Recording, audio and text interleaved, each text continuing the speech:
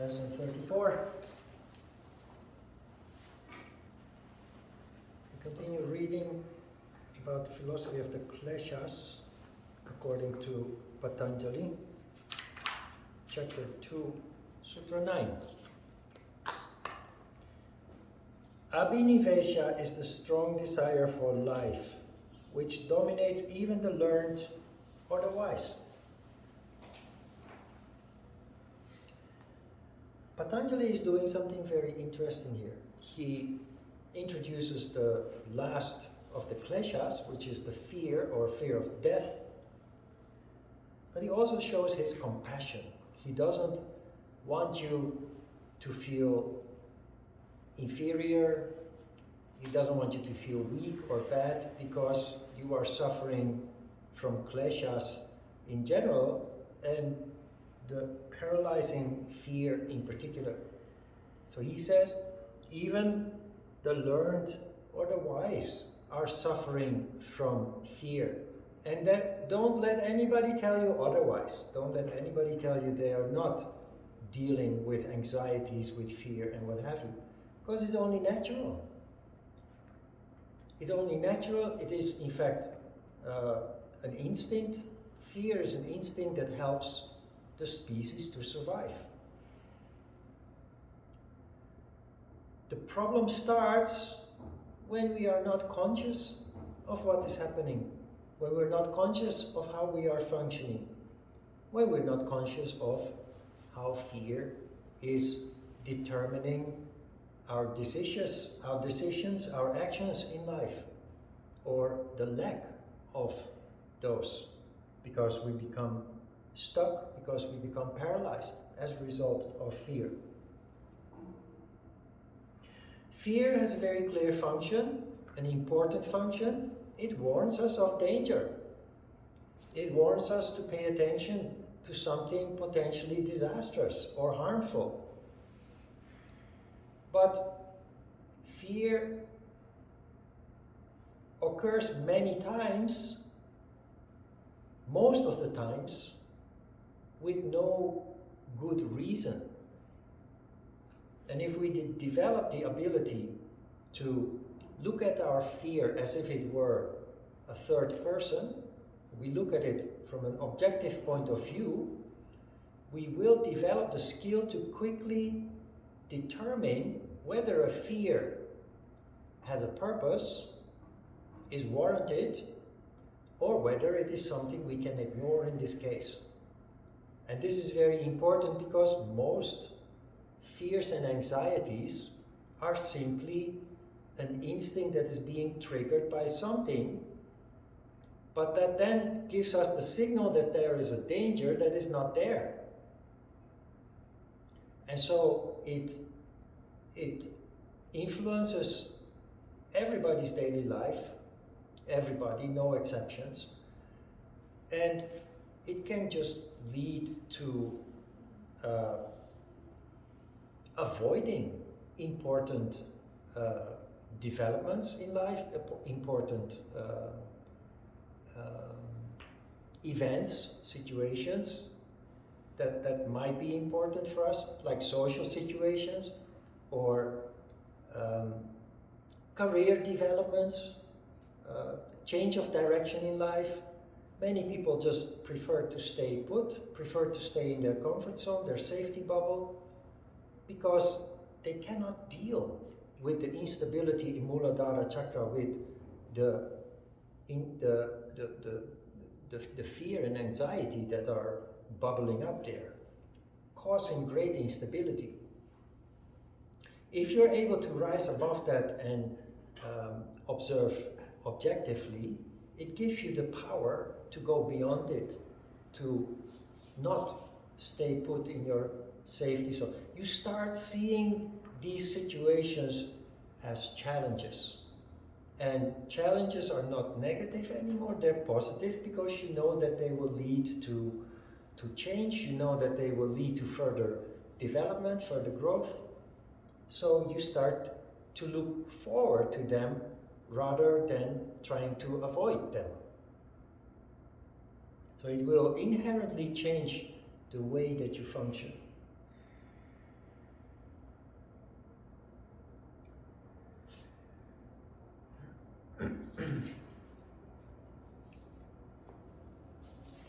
Sutra 10.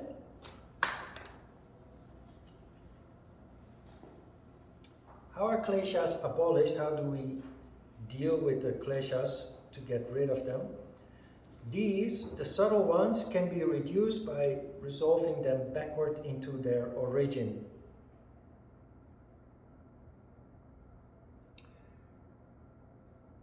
The kleshas start with ignorance, avidya, the first klesha. All the kleshas that come after it are caused by ignorance. The end station and the klesha where most people end up getting stuck is the last klesha, the fear of death or fear in general.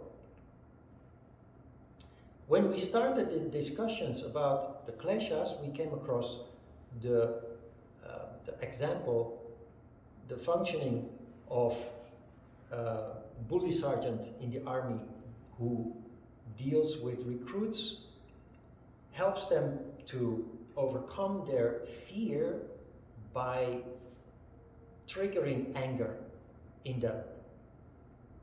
The bully sergeant has the ungrateful task of making people hate him or her. But in the end, it is a grateful thing, after all, because he sees the recruits growing, developing, and he sees them gaining control of their fear. He used anger or hatred as a tool, and he sacrificed his self, his image, temporarily for that purpose. So this sutra is telling us that the way to deal with the kleshas is basically by reversing the process. And because generally we get stuck in the final stage, we need to do this consciously. When I was a teenager, I was very shy and very introvert. And I just didn't accept that. It made me, instead of just hiding in my shell and not exposing myself, I did exactly the opposite. Because I got a little bit angry at myself for being in that situation, and I realized that the way to deal with shyness, which is in fact a form of fear, I need to expose myself. I need to put myself in situations where I'm facing that fear. And I did that by, I combined the practical with the spiritual, basically, by I went to a Hapkido gym, not only to learn Hapkido, but to force myself to be among people. Now I became so obsessed with Hapkido that there was not much socializing involved. I started completely focusing on Hapkido. The next step, when I had a little more room, was I registered for a course, an evening course, to learn something, but with very strongly the idea in mind to be among people of my age, to force myself into a situation to communicate with people, to be with people. And while attending school and yoga class, in the evening, I started working in a shop, a health food shop, an organic food store, where I worked for the next 5 years as a part-timer, 3 days a week. And I had a hell of a time there. I felt so good working there and interacting with people. People thought that I was the owner of the shop because I was so confident doing my things and helping them deal with their questions and their stuff and so on. So it really worked. I just forced myself. I just couldn't accept being stuck in that shyness, because I couldn't just see myself living like a hermit for the rest of my life, basically miserable for being alone. So I just forced myself. And the same with relationships. And I did that already as a teenager. When I was 12 years old, I fell in love, a puppy love, you call that in English. I was madly in love with a girl in my class, but I was too shy. So I set myself up to go to the swimming pool. Not only with that person of mine, the object of my love, but with some other friends. You organize to go to the swimming pool, and including that person. And so things evolve, and I just didn't know what to say or what to do, but I wanted to express my love, and you're just 12 years old, what do you know? So I just said at some point, I said, can I get a kiss from you? And I felt so embarrassed by asking that immediately I turned around and I dove into the pool, and I swam underwater as far away as possible, and I made some turns underwater so that I would be totally out of sight, and my face was purple red from blushing, but I got my kiss. That is how you overcome your fear. You put your foot up and you say, no, I cannot stay stuck here. Shyness still. But I'm sitting here teaching people. I have taught people small classes, big classes, yoga marathon with hundreds of people. And I'm still an introverted person, I'm still a shy person, but I'm not stuck, I'm not blocked at all. I just focus on the thing at hand. I do not allow the shyness or anxiety to paralyze me. And I came a long way, amazingly.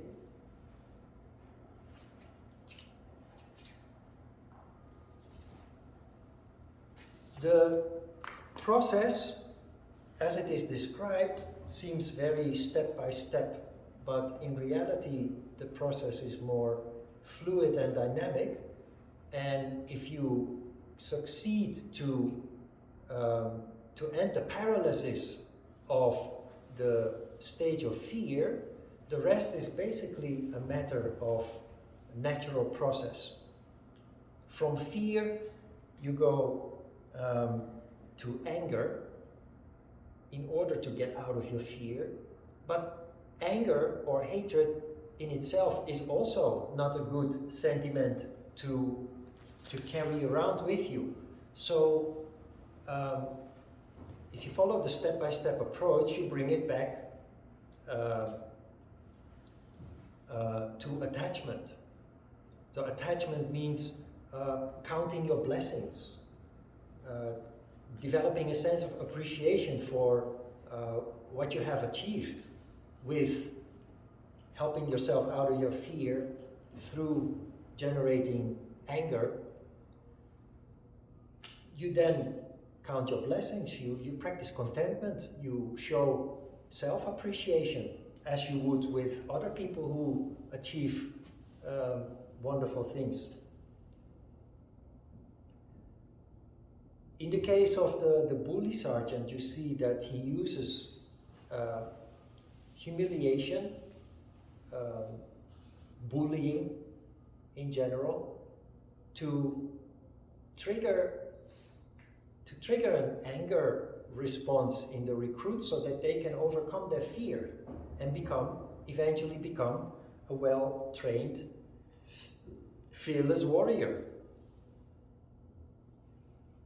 But the next step, when you watch those typical movies that deal with bully sergeants and recruits being trained to become warriors, the next step is there is conflict and what have you. Behind the barracks there are fights going on, some recruit challenging the bully sergeant, they give each other a couple of punches and what have you. But in the end, there is the appreciation, attachment, because the recruit starts to see that the bullying made him a man, made him a warrior, improved his personality, his skills as a soldier, and they end up in a bar drinking beer, slapping each other's shoulders, showing appreciation for one another. The recruit for the bully sergeant for having helped him develop into a professional soldier, but also the bully sergeant showing appreciation to the object of his scorn and humiliation, showing appreciation for the wonderful achievements of the recruit, who in the end receives their green beret or their red beret as a token of their qualification. The next stage, of course, is that the recruit and the bully sergeant, the sergeant, who's not bullying anymore at this stage, they cannot stay attached to each other, of course. They must, the soldier must detach and be flown off to the battlefield to win wars. And the way to do that, to come out of that attachment, is to basically give the recruit so much confidence by compliments and by the tokens of the beret and maybe a medal or what have you, to give them a sense that they can do it on their own now. That is how you stimulate the stage before avidya, the one before the last stage when you reverse back from fear. You go from fear to anger to get out of the fear, to attachment to let the anger go, then you go to egoism. You have to have the feeling, and maybe you recognize this in your own life, that you have been depending on your parents or your teachers or your boss, manager or whatever, but that you come to a point that you say to yourself, I don't need them anymore. I can do this myself. I can do this alone. I'm ready now. That is how you instill egoism in you. And reverting all the way back, reversing all the way back, you then end up in the stage where avidya is turned into vidya. Going through this process leads you to developing insight, leads you to increasing wisdom. And if I look back in the beginning, when I started becoming aware of this process, how it works, I in the beginning believed that when you go through this process, the work is done. Until I realized that actually this is a process that needs to be done over and over again, because when you deal with some form of fear and you have helped yourself to overcome that, you end up developing insight in yourself, insight in that fear, which is avidya becoming vidya, ignorance becomes insight.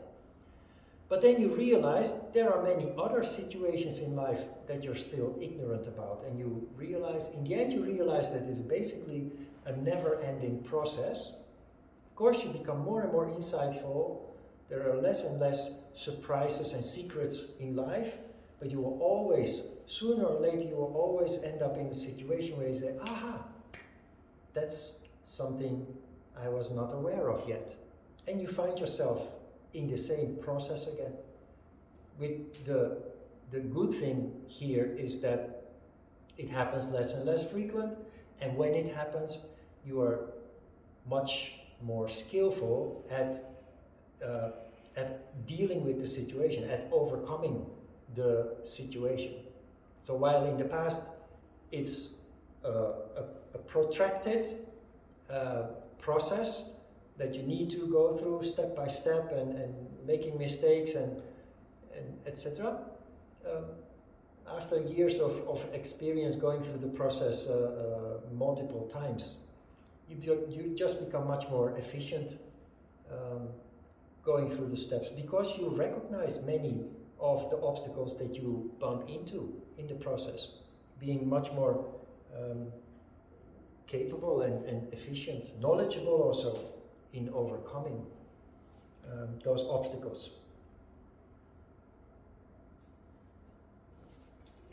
Sutra 11. Their active modifications are to be suppressed by meditation. Well, this is a remark from Patanjali that will come back again and again. He gives us insight, he tells us how things work, what we can do about it, but in the end the conclusion is always meditation. Sometimes he will say, Om is your tool, but Om always means meditation. It is in your meditations that you are automatically drawn to the issues that disturb you most, naturally. And because meditation leads to a contemplative condition, you naturally start connecting the dots. You naturally start to see the law of cause and effect at work. And that is how you turn ignorance into wisdom. So meditation, the practical part of our yoga, is very important to create that condition that allows us to function the way that Patanjali wants us to function as insightful human beings. So remember from the Hatha Yoga Pradipika, the conclusion of chapter number 1 was that, number 1, wearing the clothes of a yogi, wearing the dress of a yogi doesn't make you a yogi. And he also said, only reading the Shastras and the Vedas, only reading the holy books, that doesn't make you a yogi. It is the practice that leads to the change, and the reading of the books only support that process. And the wearing of the dress, that is pure ego, so that is something that you shouldn't even engage in.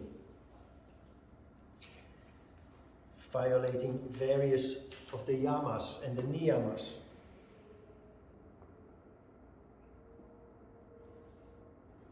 So, what we all try to do is to integrate yoga practice into our lives based on each and every individual's daily routine and schedule. You try to find some time on a regular basis, preferably daily, to do at least some of the practical part of yoga. To do some asana, to do some pranayama, meditation, because that is what really makes it all work. That is what really leads to the transformation that we're looking for.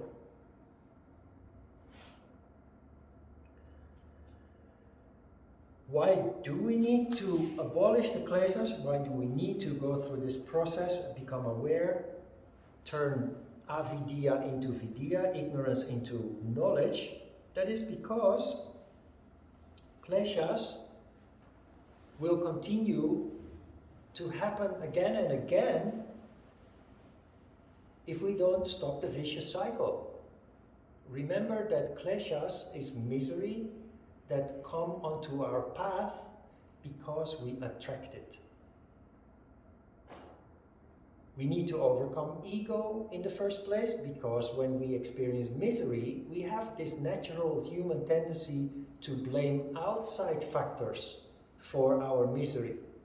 We have a tendency to blame other people or other circumstances or our past and say, it's their fault.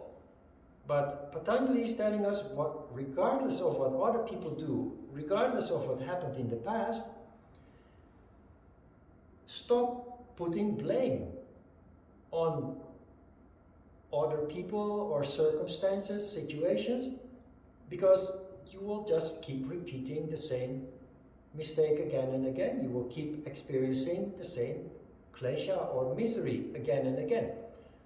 So we have to overcome ego and simply accept that if there is misery in our lives, we are responsible for that. We are attracting that.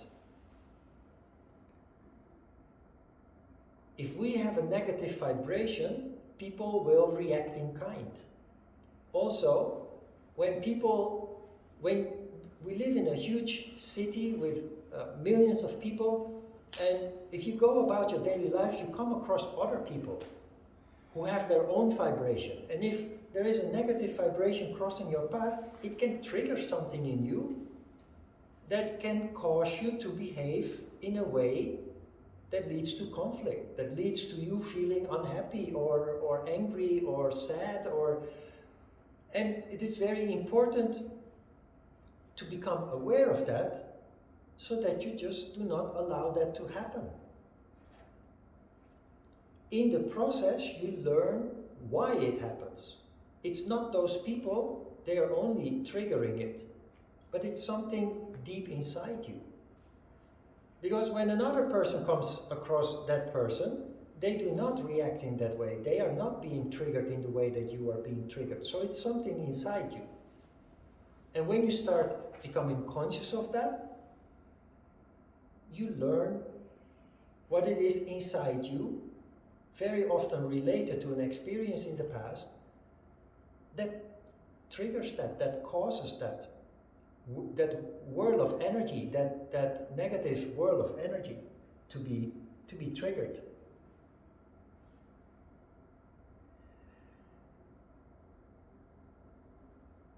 The reason why Patanjali tells us that we have to deal with this is because if we don't, it will just continue to occur until the end of our life.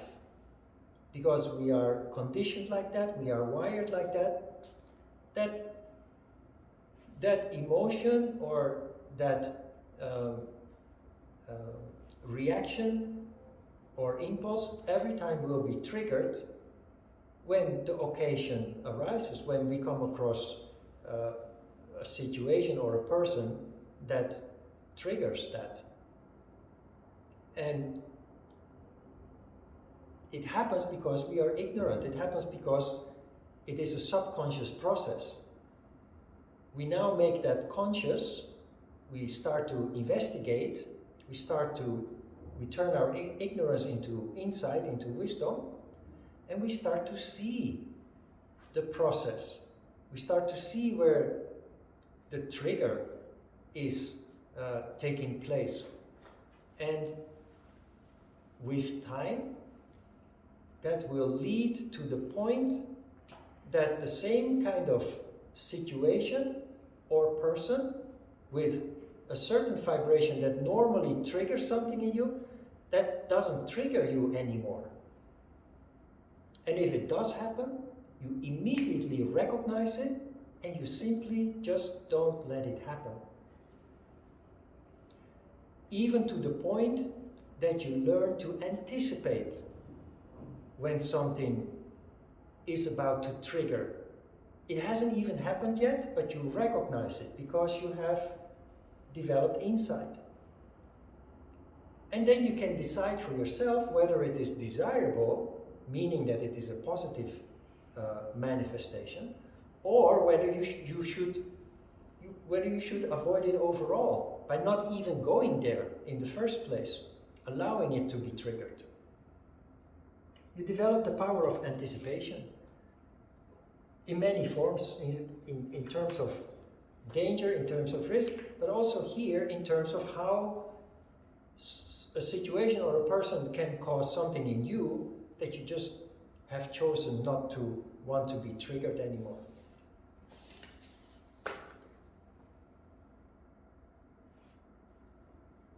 So we call that the purification process. Purification process is often being confused. Many yoga teachers explain purification as cleansing, cleaning, cleansing. But purification here really means that you I use the metaphor of standing on a mountain and then looking down in the valley where you see a sea of green. You look down and you see a sea of green. There are bushes, there are grasses, there are trees, all kinds of different kinds of trees, small trees and big trees. But you don't see anything distinct. All you see is a sea of green. That is what an unconditioned person sees when they reflect on themselves. They don't see particular species of trees or plants. They just see a sea of green. The purification process is that through developing insight, consciously undergoing your kleshas, you develop insight, which is like cleaning up the forest. You start mowing the grasses, then you start taking out all the shrubs and the weeds. Little by little you clean up. Each of these, the grass and the shrubs and the weeds, they are your karma. They are your karma leading to triggering of or attraction of kleshas. So your increase in consciousness is like cleaning up the brush and the weeds. That is the purification process that is taking place. You then clean up the smaller trees. You end up cleaning up the bigger trees. And in the end, all that is left is your core karma, who you truly are. And I compared that core karma with 2 or 3 of those huge sequoias, those redwoods that you find in the United States and America. Trees that can grow up to 120 meters high. In the beginning, you didn't see them. They were just part of the sea of green, which you saw from a distance. But now that you have cleaned all the brush, the weeds, and the smaller trees, those big, huge trees become very obvious, very difficult to ignore, very difficult to not see. That is the purification process that Patanjali is talking about. That brings you to your core, to your true self.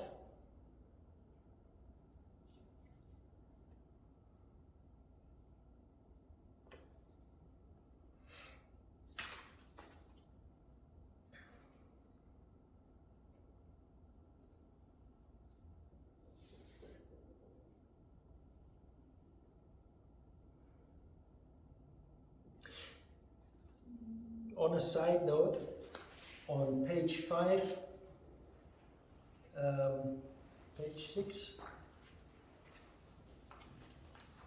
third paragraph, the first sentence says, the purifying human being is doomed to atone, to suffer for it. This is also called the penance of the ascetic. Are you familiar with that concept? It is something that you see in some religions. When they take this very literal, you see that monks, for example, flagellate themselves. They whip themselves, they hurt themselves with whips, or in other ways, in sometimes extreme ways, because they think that is atonement for their sins. That is a very distorted way of a natural process that occurs in people on the spiritual path. And I think we can consider this one of the diseases of the disciple. You have in religious scriptures the concept of Judgment Day. And many people think that Judgment Day comes at the end of their lives. When you die, you stand in front of the gates of heaven, where Saint Peter will then determine whether you have led a good life and allowed to go into heaven, or whether you have sinned and you are then being sent down to hell. Judgment Day does not come the day you die. Judgment Day comes the day that you develop consciousness, that your crown chakra opens up, you become aware of yourself, and you start becoming aware of your whole package of karma and where it comes from. Very important, of course, you become aware of your past. The penance of the ascetic, or atonement for our sins, that is the suffering that we experience when we become aware of the mistakes that we made, of the failures in our lives. And it is because of ego that we suffer from this. How do you deal with that? By reminding yourself of the fact that all these realizations carry important information. They teach us valuable lessons of who we are and where we come from. It is because of ego that we have a tendency to drown ourselves in sadness, in our misery, and say, oh, I'm so pitiful. We go on a trip of self-pity. It is natural because of ego that we have a tendency to do that. But it's very unconstructive, loss of time and valuable energy, and not leading anywhere. So keep in mind when you suffer, and it will happen to any person that develops consciousness, when you're being overtaken by events from the past that cause sadness, self-pity, come back down to earth and remind yourself of the fact that there is important information to be learned, to be gleaned from the process that you are going through. Do not fall into the trap of going along, identifying with the misery, with the sadness, or other emotions, of course, that are being caused by you becoming aware of yourself and the things that happened in the past.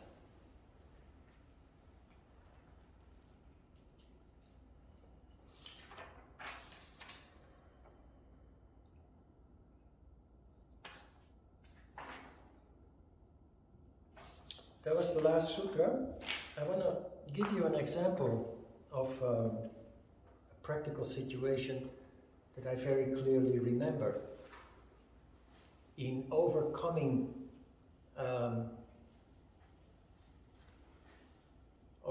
ego mainly, and attachment. In 2011, my third brother passed away in, that must have been in early June. And in 2007, my second brother died, but I learned only about what happened to him after he passed away. So I went to the Netherlands to attend his funeral. And I kind of had wished that I had known about it before so that I could have met him before he passed away. So when my brother was very sick in 2011, riddled with various kinds of cancer, I knew that there wasn't much time left, so I told my students that I needed just to skip one weekend and then extend the course one weekend longer into July, because I needed to go see my brother. So I went back, came back to Korea, started class again, and then Saturday morning, just 15 minutes before the class started, my phone rang and my sister called me. And she said, your brother passed away. So the first reaction is, oh my God, he died. And you cry and you're desperate, you're lost, you don't know what to do. And you think, oh, I can't teach class today. I have to go and I oh my God, what am I going to do? I have to cancel. But then very quickly, if I did not have the benefit of contemplation, I would probably have cancelled the class. But I very quickly came back down to earth and I thought, wait a minute, class is going to start soon.